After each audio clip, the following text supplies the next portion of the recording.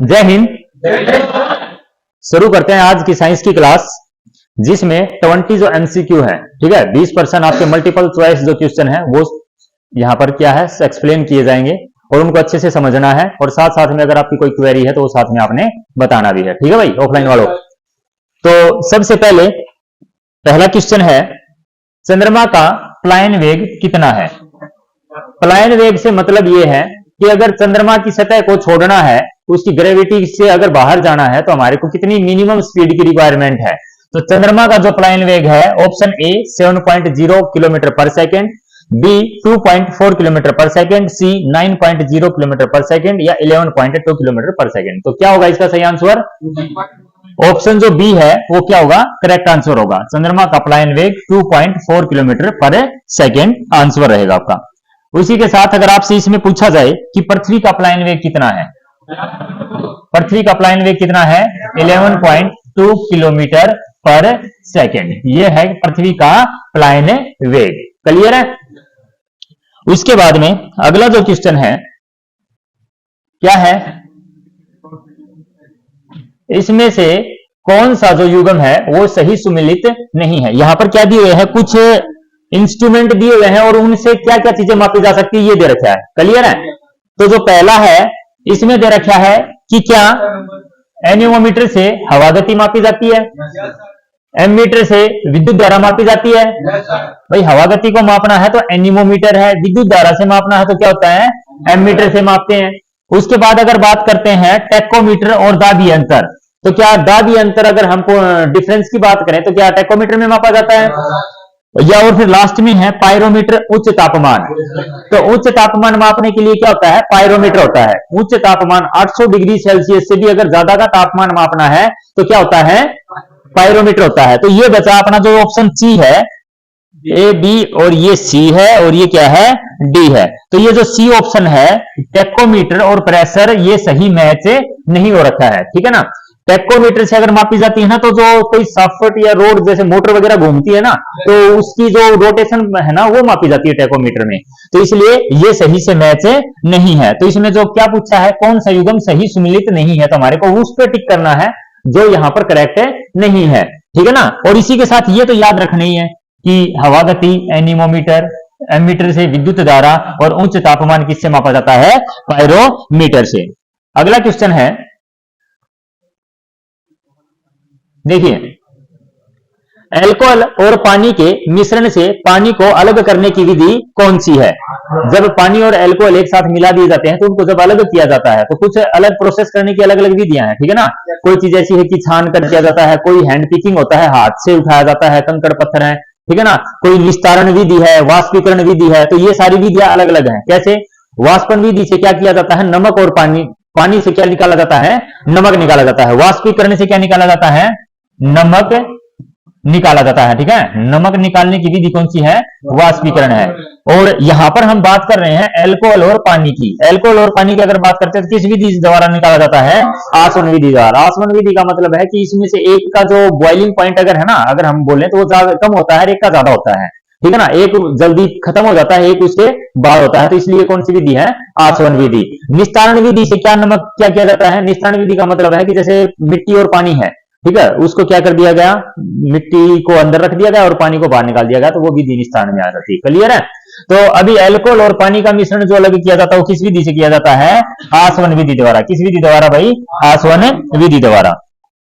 अगला क्वेश्चन है, पढ़िएगा, मानव हृदय में कक्षों की संख्या कितनी होती है? मानव हृदय में कक्षों की संख्या कितनी होती है? 4। तो यहां पर ऑप्शन जो बी है वो क्या रहेगा? करेक्ट रहेगा। जितने भी जमीन पर रहने वाले जो जीव जंतु अगर हम बात करें तो उनमें कितने हैं? हार्ट में कितने कोष्ठक होते हैं? 4। पानी में रहने वालों में 2। पानी में रहने वालों में होते हैं 2। और जो पानी और जमीन दोनों पर रहते हैं उसमें कितने होते हैं? 3। जैसे मछली में पूछा जाता है, मछली के हृदय में कितने होते हैं? 2 होते हैं। मेंढक में कितने होते हैं? 3 होते हैं। सही समझ में आ रहा है? अगर हम मछली की बात करें, मछली के हृदय में कितने होते हैं? 2। मेंढक के कितने होते हैं? 3। मानव के कितने होते हैं? मानव के कितने होते हैं? 4। तो हार्ट के अंदर 4 चैम्बर होते हैं, ठीक है ना। एक आलिंद बोलते हैं, एक नीले बोलते हैं, दाया आलिंद और नीले, बाया आलिंद और नीले, 4 होते हैं।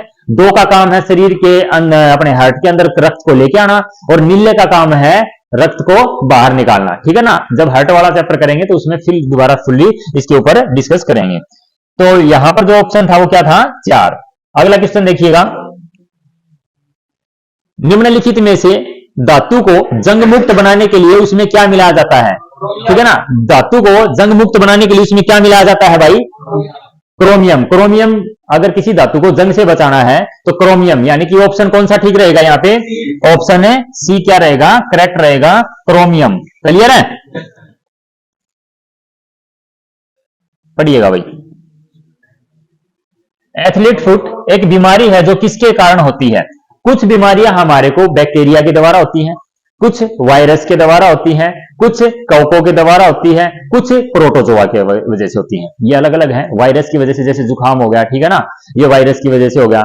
उसके बाद अगर बात करें बैक्टीरिया, ठीक है, जैसे हैजा हो गया, ये बैक्टीरिया से संबंधित। तो आपको ये अलग अलग प्रकार की टाइप से जो बीमारी होती है, तो यहाँ पर जो दिया हुआ है एथलीट फुट। एथलीट फुट में क्या होता है, जैसे रिंग गार्ड, दाद सुना है, दाद, रिंग गार्ड की अगर बात करते हैं, कई बार गले में होता है, कई बार हाथों के यहां पर होता है, पांवों के उंगलियों के बीच में होता है, पता है। तो ये जो दाद होता है ये किसकी वजह से होता है, कवक की वजह से होता है। कवक का मतलब है वहां पर ये नमी की वजह से शरीर की जो स्किन है वो धीरे धीरे क्या होने लगती है, खराब होने लगती है।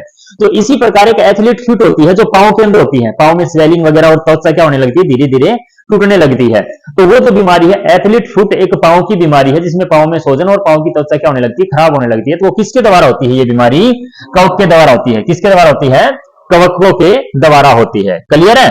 अगर इसी प्रकार आपसे पूछा जाए हैजा, हैजा किसके द्वारा होता है, बैक्टीरिया के। हैजा किसके द्वारा होता है, बैक्टीरिया के द्वारा। अगर टेटनस पूछे, ठीक है ना, हैजा बैक्टीरिया, हैजा बैक्टीरिया, टिटनस पूछे, टेटनस किसके द्वारा होती है, बैक्टीरिया के द्वारा, ठीक है ना। तपेदिक किसके द्वारा होती है, बैक्टीरिया के द्वारा होती है। भाई बैक्टीरिया से होने वाली बीमारियां हैं, ठीक है। तो ये जो बीमारियां आपसे पूछा जा सकता है कि किस किस से हो सकती हैं। क्लियर है। उसके बाद में अगला क्वेश्चन जो है पढ़िएगा, नेत्रदान में दाता की आंख के लिए किस भाग का उपयोग किया जाता है। नेत्रदान में आंख के जो पार्ट है, कौन से पार्ट को डोनेट किया जाता है। ऑप्शन ए आइबिस को, बी रेटिना को, सी लेंस को, या डी कॉर्निया को। तो किसको भाई, कॉर्निया को। जब आंख कोई डोनेट करता है तो उसमें जो शरीर का कॉर्निया भाग जो है वो क्या किया जाता है, झिल्ली होती है आंख के ऊपर, उसको मतलब किसी नेत्रदाता जो होता है दानी को जो देता है जिसको जरूरत है। और अगर हम बात करते हैं कि आंख में जो चित्र बनता है, आंख में जो चित्र बनता है वो कहां पर बनता है, रेटिना पे। आंख में जो चित्र बनता है वो किस पर बनता है, रेटिना पर। और आंख में लेंस कौन सा होता है, उत्तल लेंस। कौन सा होता है, उत्तल लेंस। अगर आंख में लेंस की बात पूछता है तो कौन सा है, उत्तल लेंस। आंख में अगर ये पूछा जाता है कि इमेज कहां पर बनती है तो आप क्या बताओगे, कहां पर बताओगे, रेटिना पर। इमेज जो बनती है, पिक्चर जो बनती है आंख में, तो कहां पर बनती है, रेटिना पर। और दान कौन सा हिस्सा किया जाता है, आंख के ऊपर की जो झिल्ली है ना वो कॉर्निया बोला जाता है, उसको क्या किया जाता है, दान किया जाता है।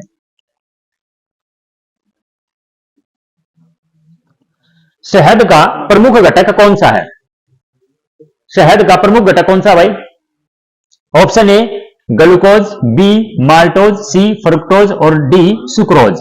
यहां पर बात करते हैं शहद के प्रमुख घटक की। तो शहद का जो प्रमुख घटक है वो क्या है, फ्रुक्टोज। अब ये बात आप लोगों को समझ में नहीं आई होगी कि ये फ्रुक्टोज माल्टोज ग्लूकोज होते क्या है, ठीक है। जब हम कार्बोहाइड्रेट्स पढ़ते हैं, क्या पढ़ते हैं, कार्बोहाइड्रेट्स। अब ये कार्बोहाइड्रेट्स क्या है, आप जो भोजन खाते हो उसमें ऊर्जा देने के लिए एक कार्बोहाइड्रेट्स आपके भोजन के साथ जाता है, पता है ना। लास्ट टाइम हमने किया था जब भोजन के जो घटक हैं, ठीक है ना, भोजन के घटक कौन कौन से थे। एक तो था कार्बोहाइड्रेट्स, क्या था, कार्बोहाइड्रेट्स। उसके बाद था विटामिन, क्या था, विटामिन। उसके बाद था प्रोटीन, क्या था, प्रोटीन। फिर था वसा, फिर क्या था, वसा। उसके बाद क्या था, खनिज लवण, क्या था, खनिज लवण। उसके बाद था पानी, और पानी के बाद था रुक्षांश। भाई आप कोई भी जो भोजन करते हैं तो भोजन के लिए ये सारे तत्व क्या है, जरूरी है। समझ में आ रहा है। भोजन जब आप खाते हो तो उसके लिए सारे तत्व क्या है, जरूरी है। अब आपके भोजन में ये काम क्या क्या करते हैं, कार्बोहाइड्रेट्स आपके शरीर को क्या देता है, ऊर्जा। क्या देता है, ऊर्जा देता है। क्लियर है। अब कार्बोहाइड्रेट से एक क्वेश्चन ये भी पूछा, होता क्या है कार्बोहाइड्रेट? सबसे पहले तो आलू खाते हो, ग्लूकोज पीते हो, दौड़ने से पहले ग्लूकोज क्यों पिया जाता है? क्योंकि वो एक प्रकार से क्या है? कार्बोहाइड्रेट्स है। क्या है वो? कार्बोहाइड्रेट्स। अब ग्लूकोज से आप समझ जाओ कि ग्लूकोज पीने का मतलब है कि हमारे शरीर के अंदर तुरंत प्रभाव से क्या आती है? एनर्जी आती है। ऐसा ही है ना? ऐसा तो नहीं कि ग्लूकोज आप दौड़ने से 5-6 दिन पहले पीते हो। भाई ऐसा हो कि आपने ग्लूकोज आज पिया है और 10 दिन के बाद दौड़ना है, ऐसा नहीं ना। ग्लूकोज दौड़ते दौड़ते भी पिया जा सकता है। इसका मतलब वो शरीर के अंदर एक तो जल्दी डाइजेस्ट हो जाता है। क्या हो जाता है? जल्दी डाइजेस्ट हो जाता है। और क्या देता है? इंस्टेंटली या तुरंत प्रभाव से ऊर्जा देता है। कौन? ग्लूकोज। और ग्लूकोज एक प्रकार से क्या है? कार्बोहाइड्रेट्स। ग्लूकोज एक प्रकार से क्या है? कार्बोहाइड्रेट्स। तो आप क्या क्वेश्चन अगर आपसे पूछ लिया जाए कि कार्बोहाइड्रेट शरीर को क्या देता है? सभी याद रख लेंगे, ऊर्जा देता है। फिर आता है विटामिन। विटामिन हमारे शरीर में क्या काम करते हैं? रोगों से बचाते हैं। क्या करते हैं? रोगों से बचाते हैं। क्लियर है? Vitamin A, B, C, D, E और के, तो ये जो विटामिन है हमारे शरीर को रोग से बचाने का काम है करते हैं। फिर आता है प्रोटीन। प्रोटीन क्या काम करते हैं? शरीर निर्माण में मदद करते हैं। अब शरीर निर्माण में क्या, जैसे कोई बॉडी बिल्डिंग ब्लॉक भी बोला जा सकता है। जैसे शरीर निर्माण, जैसे कोई जिम वगैरह जो जाता है तो क्या है? प्रोटीन का ज्यादा सेवन करता है। तो क्यों करता है? क्योंकि उसको मसल्स वगैरह बनानी है। तो वो किसकी वजह से होता है? प्रोटीन की वजह से। अब रही बात वसा की, तो वसा क्या काम करती है? वसा भी ऊर्जा ही देती है। लेकिन वसा ऊर्जा का मतलब ये है कि वो जो डाइजेशन होने में क्या लेती है? टाइम लेती है। पाचन होने में क्या लेती है? टाइम लेती है। ठीक है ना ऋषभ? समझ में आ रहा है? नहीं आ रहा? किस किस को समझ में नहीं आ रहा? सभी को आ रहा है? पूछूंगा मैं दोबारा। ठीक है। वसा क्या करती है? कार्बोहाइड्रेट से भी ऊर्जा देती है, लेकिन कार्बोहाइड्रेट्स का काम है इंस्टेंटली ऊर्जा देना। और वसा जो है वो ज्यादा मात्रा में ऊर्जा देती है, लेकिन उसको पाचन होने में क्या लगता है? समय लगता है। तो हम उष्मा के वसा के लिए भी क्या लिख लेंगे? ऊर्जा देने का काम करती है। खनिज लवण क्या काम करते हैं? खनिज लवण शरीर में जितनी भी फंक्शनिंग हो रही है, जितने भी काम होने लग रहे हैं, जैसे आप याद करने लग रहे हो कोई चीज, कई बार बच्चे बोलते हैं कि याद इतनी चीजें नहीं होती। इसका मतलब उसका जो दिमाग है उसमें फाइबर वगैरह है, ठीक है, इन चीजों की क्या है? कमी है। अगर हमारे हार्ट में कहीं दिक्कत आ रही है तो जिंक या पोटेशियम की कमी हो सकती है। किसी का बीपी लो या हाई होता है ना, तो उसमें सोडियम या आयोडीन की कमी हो सकती है। ये थायराइड ग्लैंड है, इसकी वजह से अगर कोई दिक्कत है तो यानी कि आयोडीन की कमी हो सकती है। तो ऐसे जो खनिज लवण है वो हमारी शरीर की जो फंक्शनिंग होने लग रही है उसके लिए जरूरी होते हैं। खनिज लवण कौन कौन से होते हैं? जैसे आप लोगों ने पढ़ा है आयरन, जिसको लोहा, ठीक है ना, पोटेशियम, और क्या होता है? पोटेशियम। कैल्शियम, कैल्शियम तो सुना होगा ना? तो ये कैल्शियम की शरीर को जरूरत है कि नहीं है? है ना? तो कैल्शियम की अगर शरीर को जरूरत है तो कैल्शियम एक प्रकार से क्या है? खनिज लवण है। क्या है? कि खनिज लवण। कैल्शियम क्या काम आता है शरीर में? हड्डियों के लिए जरूरी है। फिर मैंने लिखा है पोटेशियम या फास्फोरस की अगर बात करें, फास्फोरस की बात करें तो ये भी हमारे हड्डियों के लिए जरूरी होता है। ये भी हमारे हड्डियों के लिए जरूरी होता है। तो क्या लोहा भी शरीर के लिए जरूरी है? किस चीज के लिए? आरबीसी, लाल रक्त कणिकाओं को बनाने के लिए। भाई आयरन की कमी है, इसका मतलब खून की कमी है। आयरन की कमी मतलब खून की कमी है। तो यानी कि इस प्रकार जो हमने अभी जो आप लोगों को ये चीज बताई, ये सारे क्या थे? भोजन के घटक थे। क्या थे ये? भोजन के घटक। अब कम से कम आपको इतना तो याद रह ही जाना चाहिए कि हाँ, जो हम भोजन करते हैं उसमें कार्बोहाइड्रेट्स होता है जो हमारे को ऊर्जा देता है, प्रोटीन होता है जो हमारे को शरीर निर्माण में मदद करता है, विटामिन होते हैं जो हमारे को रोगों से बचाते हैं, वसा होती है जो पचने में तो टाइम लेती है लेकिन हमारे को ज्यादा मात्रा में ऊर्जा देती है। फिर आप कहोगे खनिज लवण, तो जितना भी हमारे शरीर का जो संचालन हो रहा है वो किसकी वजह से हो रहा है? खनिज लवण की वजह से हो रहा है। और पानी और रुक्षांश क्या करते हैं? डाइजेशन में सिर्फ हम मदद करते हैं। पानी और रुक्षांश क्या करते हैं? डाइजेशन में मदद करते हैं। ये सारा हमने पढ़ा भोजन जो आपने स्टार्टिंग में लिया उसकी वजह में। अब मैं उसमें से एक चीज उठा लिया, कौन सा? कार्बोहाइड्रेट्स। कौन सा उठा लिया?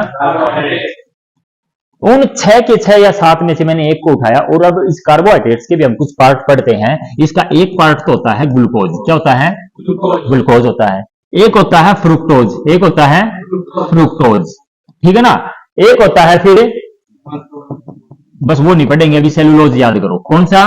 सेलुलोज। एक फिर होता है काइटिन। क्या होता है? काइटिन, ठीक है ना। बाकी स्टार्च वगैरह है। तो एक बार इन 4 चीजों के बारे में समझिएगा, बाकी जब इसका चैप्टर करेंगे तब और डिस्कस करेंगे। कार्बोहाइड्रेट्स आपने पढ़ लिया, ऊर्जा देता है। कार्बोहाइड्रेट्स के खुद के 4 पार्ट होते हैं। कितने पार्ट होते हैं? 4 पार्ट। सबसे पहले कौन सा आता है? ग्लूकोज। जितने भी ये हैं सभी लास्ट में जाके टूटने किसमें है? ग्लूकोज में। अब ये फ्रुक्टोज क्या था? जैसे कोई भी फ्रूट खाते हो, कोई भी आप ऐसा मीठा फल खाते हो, या कोई भी ऐसी बाहरी जो आप चीजों को कंज्यूम करते हो, जितने भी इसके अंदर अगर मिठाई की या मिठास की बात होती है, कई बार खट्टे फल होते हैं, कई बार मीठे, जो मीठे फल हैं उन सभी में क्या मिलता है आपको? फ्रुक्टोज या माल्टोज मिलता है। यानी कि इसको एक प्राकृतिक शुगर भी कहते हैं। गन्ना खाया है? कैसा होता है?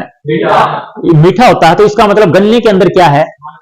चीनी तो नहीं मिलाई ना किसी ने, शुगर तो नहीं मिलाई ना, तो कुछ ना कुछ उसके अंदर प्राकृतिक चीज ऐसी है जो हमारे को क्या लग रही है? मीठी लग रही है। तो वो प्राकृतिक चीज क्या है? फ्रुक्टोज है। सेब खाया है, मीठा लगता है। आम खाया है, मीठा लगता है। इसका मतलब वो मीठा लगने का मतलब है कि उसमें क्या मिला हुआ है? फ्रुक्टोज मिला हुआ है। और जब आप आम खाते हो तो वो डाइजेस्ट होकर किस में बदल जाएगा? ग्लूकोज में। और ग्लूकोज लास्ट में जाकर किस में बदल जाएगा? ऊर्जा में। किस में बदल जाएगा? नहीं समझ में आया? शरीर को किस चीज की जरूरत मिलती किससे है? क्लियर है? नहीं समझ में आया? सेलुलोज को हम नहीं पचा सकते, सेलुलोज को हम डाइजेस्ट नहीं कर सकते, क्योंकि सेलुलोज किसमें होता है? पेड़ पौधों में होता है। पेड़ पौधों की जो पत्तियां होती है उसमें क्या होता है? सेलुलोज। तो क्या पेड़ पौधे खाकर आप डाइजेस्ट कर सकते हो? तो सेलुलोज होता है पेड़ पौधों में। क्लियर है? उसके बाद में जो काइटिन है, इसमें जो कीट पतंग जो होते हैं, कीट जो वगैरह होते हैं, उनकी जो स्किन की अगर हम बात करें तो वो किससे बनी होती है? काइटिन से बनी होती है। क्या ये आपको इतनी बात समझ में आई? क्लियर है? अब अगर हम आगे इस क्वेश्चन को दोबारा से फिर आपसे पूछें कि शहद का प्रमुख घटक कौन सा है, तो अब तुम बताओगे कि ग्लूकोज में तो वो लास्ट में जाके टूटना ही है, लेकिन शहद के अंदर अगर बात करें तो क्या होता है? फ्रुक्टोज होता है। क्लियर?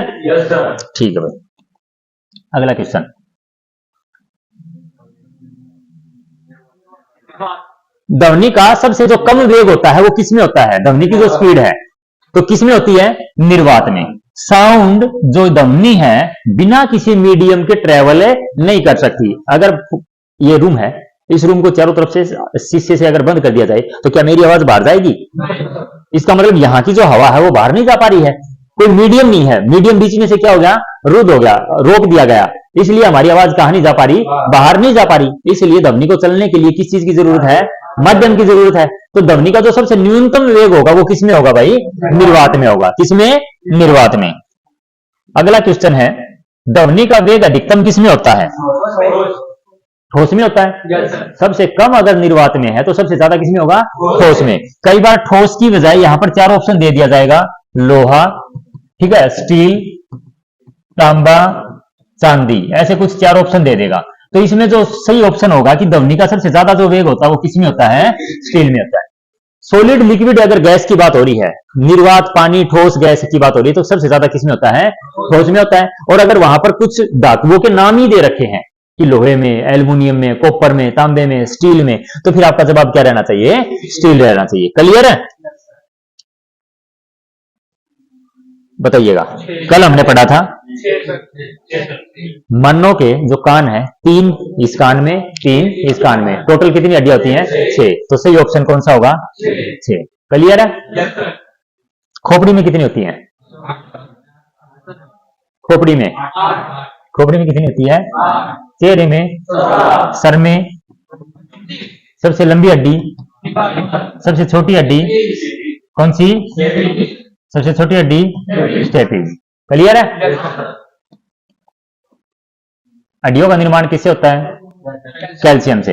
अगला क्वेश्चन देखिएगा, पढ़िएगा। पृथ्वी, एक उपग्रह पृथ्वी के चारों ओर अपनी कक्षा में किसके कारण घूमता है?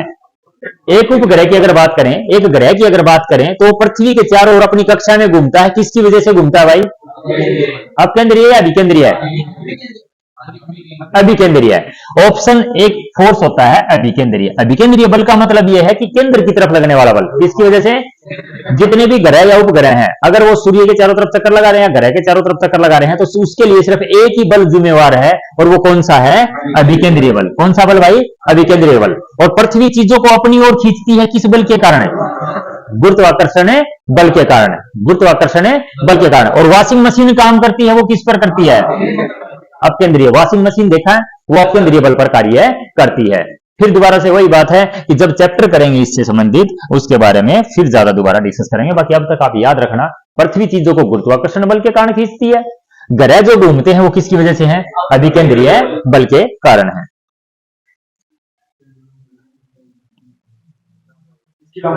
एक पेंडुलम की समय अवधि किस पर निर्भर करती है? पेंडुलम घड़ी देखी है? पेंडुलम घड़ी आपने देखी होगी, ठीक है ना? तो उसके नीचे एक पेंडुलम होता है, ठीक है, जो क्या करता रहता है? ओसिलेट यानी कि घूमता रहता है। तो जो पेंडुलम घड़ी है इसकी समय अवधि किस पर निर्भर करती है? ऑप्शन में है, क्या इसकी लंबाई पर, क्या इसके द्रव्यमान पर, क्या समय पर, या फिर तापमान पर? तो किस पर भाई? अब सुनिएगा, जब ये पेंडुलम की लंबाई ज्यादा हो जाती है तो इसको ओसिलेट करने में क्या लगेगा? टाइम लगेगा, ये ज्यादा दूर तक जाएगा। और घड़ी कैसे चलने लग जाएगी? धीरे।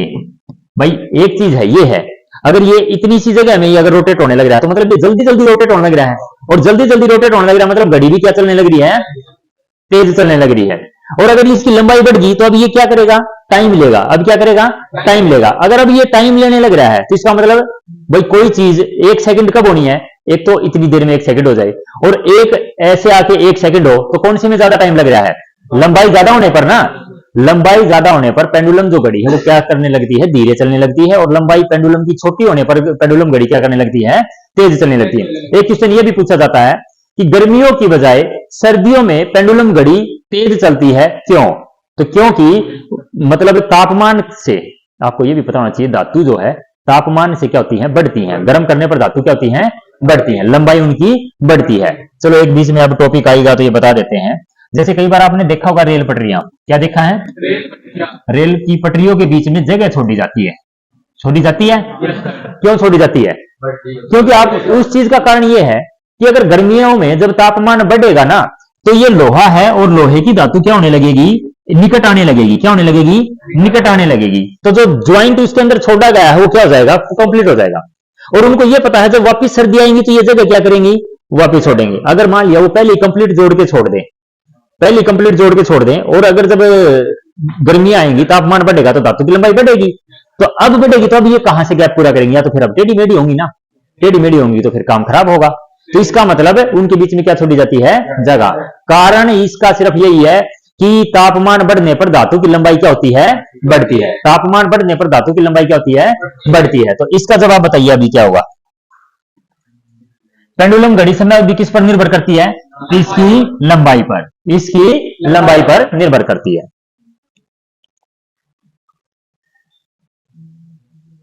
देखिए, जंग लगने की स्थिति में लोहे का भार होगा, बढ़ेगा, कम होगा, या वही रहेगा, या कुछ कह नहीं सकते।